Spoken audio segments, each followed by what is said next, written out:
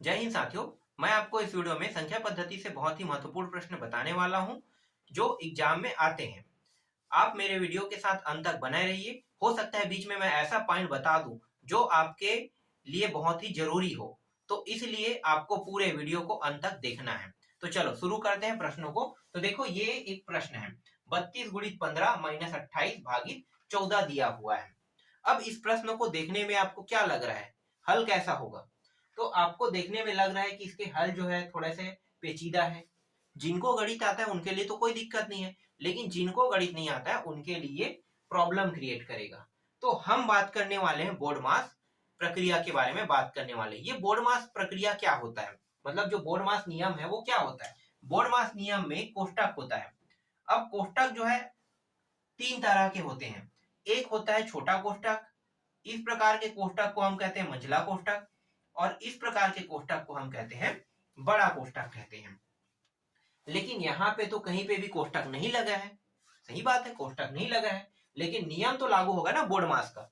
कोष्टक नहीं लगा है तो हम कोष्टक का उपयोग तो नहीं करेंगे, लेकिन बोर्ड मास नियम का उपयोग तो जरूर करेंगे ना। इसके और कुछ नियम है, जैसे सबसे पहले हम भाग करेंगे, तो सबसे पहले मतलब हल करेंगे भाग का, और भाग का सिंबल कुछ इस प्रकार से होता है। दूसरा जो होता है वो गुणा है, गुणा का सिंबल कुछ इस प्रकार से है। फिर तीसरा जो है वो जोड़ना है, और अंत में घटाना है।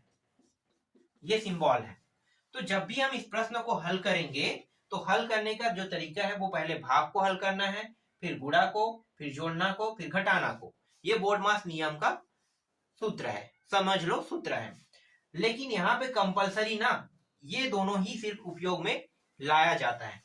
इनका क्रम जो है ये बदल सकता है, पहले हम घटाने का उपयोग कर सकते हैं या पहले हम जोड़ने का उपयोग कर सकते हैं, ये प्रश्न के ऊपर डिपेंड करता है। लेकिन हमेशा पहले आपको भाग का ही उपयोग करना है, उसके बाद ही गुणा का उपयोग करना है, फिर इन इन दोनों में से किसी एक का उपयोग करना है। समझ लो, मतलब पहला आपको इसका उपयोग करना ही करना है, दूसरा इसका फिक्स है ये अपने क्रम में, तीसरा इन दोनों में से किसी का भी कर सकते हो, इनका क्रम फिक्स नहीं है। तो ये जो प्रश्न है, मान लो बोर्ड मास से संबंधित प्रश्न है, बस ब्रैकेट इसमें नहीं दिया है। तो चलो इसको हल कर लेते हैं। देखो सबसे पहले किसको हल करेंगे, भाग से संबंधित प्रश्न हो। तो देखो भाग कहाँ पे है, यहाँ पे इन दोनों में। ठीक है, यहाँ पे भाग लगा है 28 भागी 14, मतलब 28 भागी 14, मतलब 28 को भाग कौन कर रहा है, 14 कर रहा है। तो 14 दूनी कितना हो गया, 28। तो 14 एकम एक बार में और 14 दूनी दो बार में कट गया, मतलब सिर्फ भाग कर रहा है, तो दो यहाँ पे प्राप्त हुआ। अब और देख लेते हैं, यहाँ पे कहीं पे और भाग थोड़ी लगा है, तो भाग का सिंबल लगा है क्या, कहीं पे नहीं लगा है।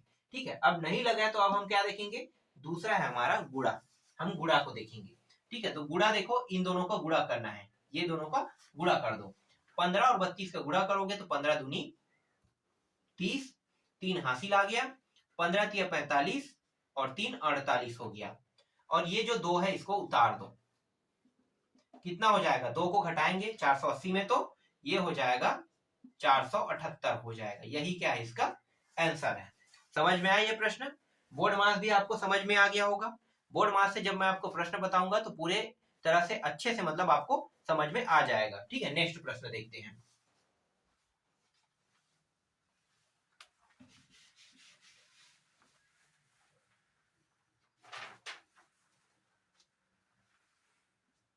दस गुणित 5 प्लस 14 माइनस 60 भागित 15।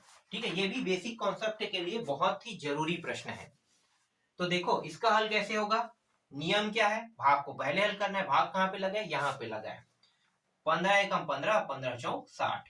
ठीक है, तो 4 बार, तो मैं यहाँ पे 4 उतार लेता हूँ क्योंकि 4 बार में ये कट गया, और इसके आगे में क्या लगा है, माइनस लगा है। उसके बाद दूसरा क्या देखना है, हमें गुणा देखना है, भाग तो और नहीं है। तो अब क्या देखेंगे, गुणा देखेंगे। तो 5 दूनी कितना हो, 5 और गुणित 10 दिया हुआ है, तो 10 पंचे 50, ये आ गया 50। ठीक है, यहाँ पे क्या लगा है, प्लस 14, इसको इस तरह से लिख देंगे। ये माइनस वाला तो हमने पहले उतार लिया है। ठीक है, अब क्या करेंगे, ये दोनों प्लस में है तो जोड़ दो, तो ये हो जाएगा, कितना हो जाएगा, 50, 10 60 और 4 64, तो 64, और ये -4, तो उत्तर कितना आ जाएगा, घटाएंगे तो ये प्लस और माइनस है, घटा देंगे तो उत्तर आ जाएगा 60 आ जाएगा। यही क्या इसका आंसर है। ये भी समझ में आ गया। ठीक है, देखो बोर्ड मास के प्रश्न ही सबसे ज्यादा कॉम्प्लिकेटिव होता है, लेकिन आपने अगर नियम समझ लिया ना, पहले भाग फिर गुणा, ठीक है, कंपलसरी जोड़ना घटाना किसी को भी कर सकते हो, लेकिन भाग के बाद आपको गुणा करना ही है। ये बोर्ड मास के ही नियम है। ये बोर्ड मास से संबंधित टॉपिक है, लेकिन ब्रैकेट नहीं लगने के कारण हम इसे बोर्ड मास के प्रश्न नहीं कहेंगे, इसे सिंपल सिंप्लीफिकेशन कहेंगे इसे। ठीक है, सरलीकरण कह सकते हैं। चलो इसके बाद अगला प्रश्न देखते हैं।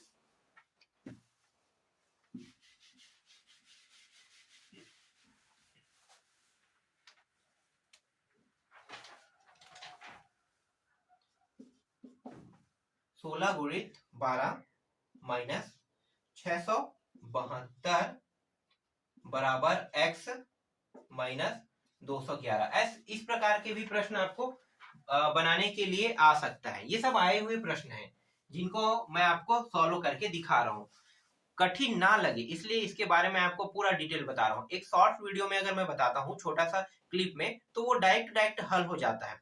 और शॉर्ट वीडियो भी मैंने देखा है और मैंने बनाया भी है, तो शॉर्ट वीडियो में कुछ बेसिक टॉपिक जो होता है ना, वो कभी भी नहीं बताया जाता कि कैसे करना है। हाँ, जो प्रश्न आप देख रहे हो उसके हिसाब से आप अंदाजा लगा सकते हो कि ये प्रश्न बहुत आसानी से बन जाएगा, लेकिन रियल में ना वो ऐसा नहीं होता है। शॉर्ट्स में सिर्फ वही दिखाया जाता है जो सबसे आसान हो। सबसे टफ चीज जो है ना, वो आपको पूरे बड़े वीडियो में ही मिलेगा। तो चलो इसको देखें। सबसे पहले आपको क्या करना है, सबसे पहले आपको भाग देखना है। देखो यहाँ पे कहीं पे भाग है क्या, कहीं पे भी मुझे भाग नहीं दिखाई दे रहा है। तो भाग नहीं दिखाई दे रहा है मतलब भाग का यहाँ पे नियम नहीं लगाना है। लेकिन दूसरा नियम क्या है, गुणा। अब गुणा देखो, गुणा कहीं दिखाई दे रहा है, हाँ यहाँ पे आपको गुणा दिखाई दे रहा है। तो हम क्या करेंगे, इन दोनों को गुणा कर देंगे। तो 12 का पहाड़ा 16 बार पढ़ेंगे, तो 12 दूनी 24, 24 दूनी 48 और 24 तिया कितना होता है 72। मतलब 12 का पहाड़ा अगर मैं 6 बार पढ़ता हूँ तो 72 आता है। तो 72 का 2 7 हासिल यहाँ पे ले लेते हैं। ठीक है, 12 कम 12 और 12 और 7 कितना होता है 19। ठीक है, 192 आ गया यहाँ पे। फिर यहाँ पे इसको जैसा है वैसा उतार देते हैं, ये रहा। और यहाँ पे कितना है x माइनस 211 दिया हुआ है। इन दोनों को हल कर सकते हैं तो हल कर लेते हैं अभी। ठीक है, यहाँ पे कितना दिया है, एक मिनट, यहाँ पे इस प्रश्न में थोड़ा सा गलती है। भाग यहाँ पे दिया हुआ था, मैं भूल गया हूँ। यहाँ पे हम इसे लगा देते हैं, 21 लगा देते हैं। ठीक है, पहले हमें भाग को हल करना है, ये मैंने हल कर दिया, चलो गलती से हो गया समझो। पहले हमें किसे हल करना है, भाग को हल करना है। ठीक है, भाग को हल करते हैं। तो यहाँ पे 672 को 21 से क्या करते हैं, भाग देते हैं। तो 21 तिया कितना होता है, 21 तिया होता है 63 होता है। 63 का 3 आ गया।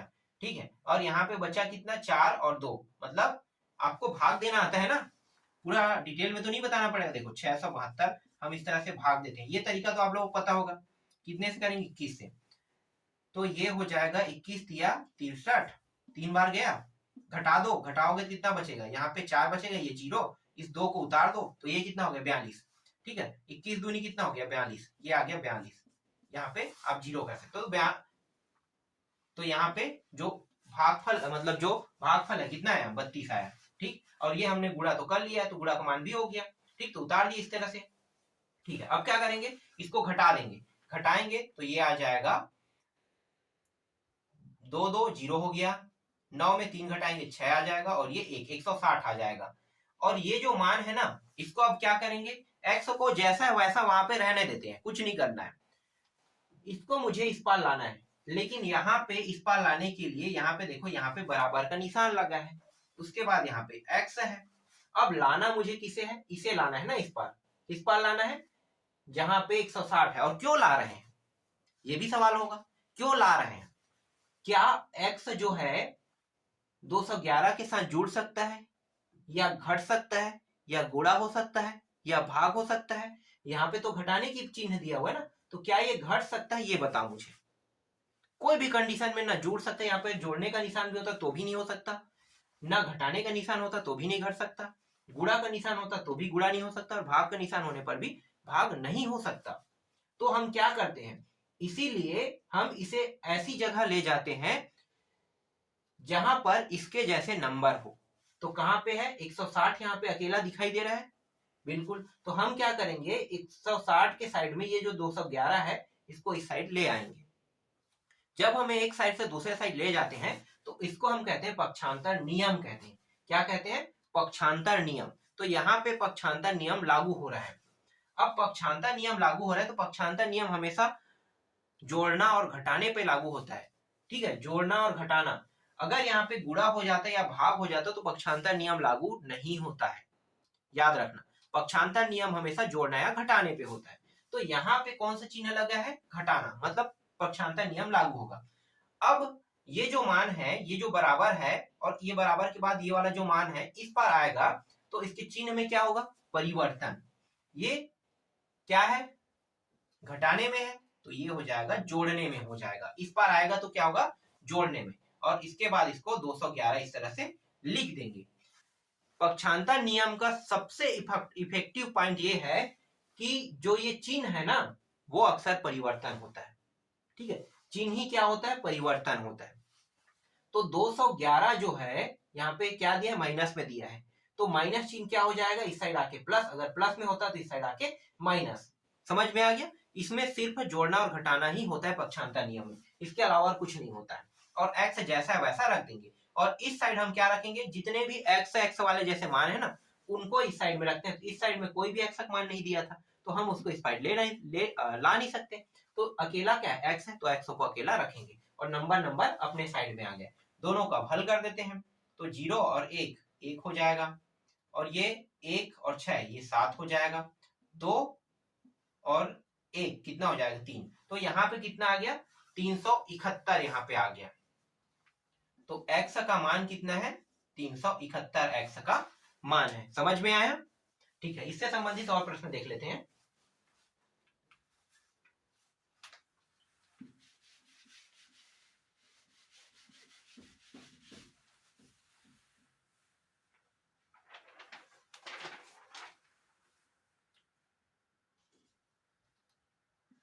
(475 + 950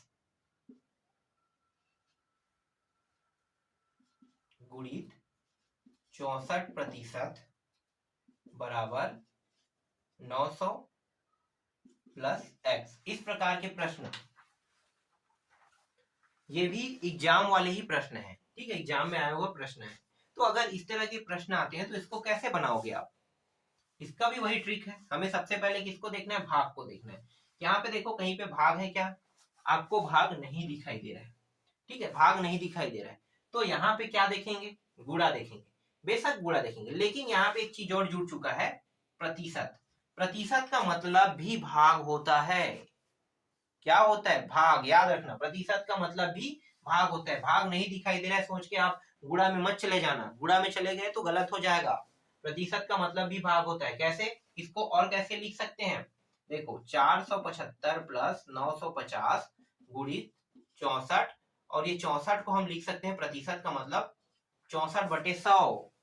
जब भी किसी संख्या में प्रतिशत लगा रहेगा उसको आपको नीचे में क्या लगा देना है? भाग के रूप में 100 लगा देना है। मान लो यहाँ पे 5% दिया है तो इसका मतलब क्या होता है? 5/100 होता है। 10% दिया हुआ इस तरह से तो कितना होता है?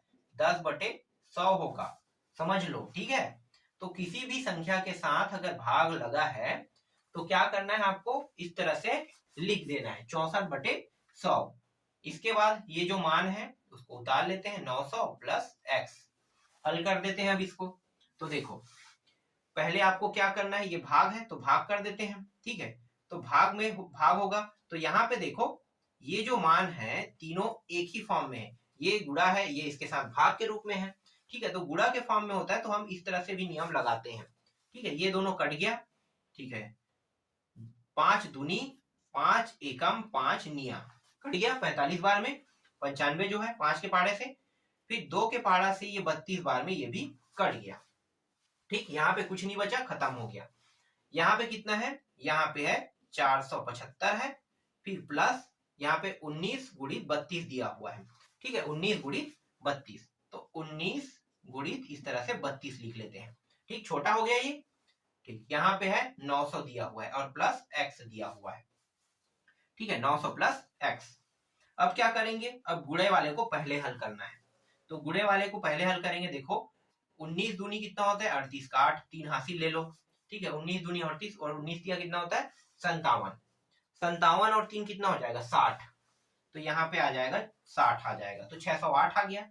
ये जो मान है जैसा है वैसा उतार देते हैं, और ये 900 प्लस x, इन दोनों को जोड़ दो तो ये हो जाएगा 7 5 8 5 13 का 3, हासिल आई 1, तो ये 1 यहाँ पे आ जाएगा, ये 1 हो जाएगा, और 7 कितना हो गया 8 हो गया, और ये 6 और 4 कितना हो गया 10 हो गया, और यहाँ पे कितना है 900 है, और फिर x। अब क्या होगा, फिर हम वैसे ही आ गए, यहाँ पे नंबर है यहाँ पे नंबर है, ठीक है, लेकिन यहाँ पे x के साथ इस नंबर जो है जोड़ने के रूप में है।